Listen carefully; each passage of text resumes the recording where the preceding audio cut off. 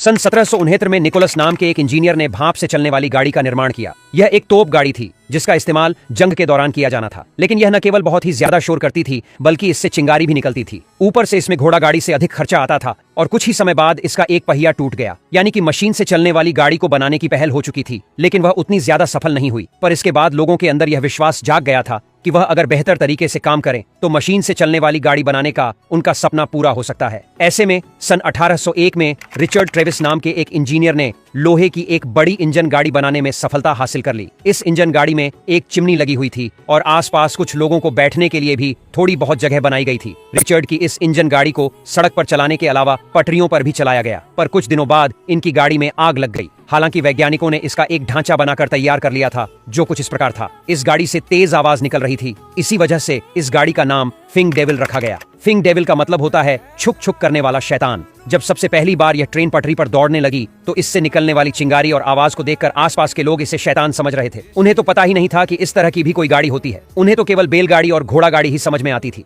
हालांकि पहली इंजन वाली गाड़ी के जलने के बाद रिचर्ड ने हार नहीं मानी और साल 1803 में उन्होंने एक दूसरी भाप इंजन गाड़ी बनाई और उसे कॉर्नवेल से लंदन तक का सफर तय किया। लेकिन इस यात्रा के दौरान इंजन की पूरी तरह से हालत खराब हो गई थी, जिसके बाद रिचर्ड ने सोचा कि इस स्टीम इंजन वाली गाड़ी को सड़कों पर न चलाकर लोहे की पटरियों पर चलाया जाए तो यह ज्यादा लंबे समय तक चल पाएगी। इसलिए उन्होंने कंपनी से बात करके कॉर्नवेल से लेकर लंदन तक पटरी बिछा दी और फिर 21 फरवरी 1804 को एक ट्रेन जिसमें 25 टन लोहा और 17 आदमी सवार थे, उसे रिचर्ड ने खुद 4 घंटे 5 मिनट तक चलाया था। यह दुनिया में पहली बार हुआ था जब स्टीम इंजन की मदद से इतना भारी सामान और लोगों को ले जाया गया था। हालांकि दोस्तों, यह आविष्कार तो हो गया था, लेकिन इस समय तक रेलगाड़ी को बहुत ही खर्चीला और कम उपयोगी माना जाता था। इसी वजह से किसी भी कंपनी ने इस प्रोजेक्ट पर हाथ लगाना फायदेमंद नहीं समझा। लोगों को लगा कि इसमें सिर्फ नुकसान ही होगा, क्योंकि उस टाइम लुटेरे वगैरह भी बहुत होते थे और रेल की पटरियां भी ठीक तरह से नहीं बिछी थीं। इन सारी चीजों को अकेले मैनेज करना रिचर्ड के लिए बिल्कुल भी आसान नहीं था। लेकिन इस फील्ड में मैथ्यू मरी, जो एक बहुत ही बेहतरीन इंजीनियर और बिजनेसमैन थे,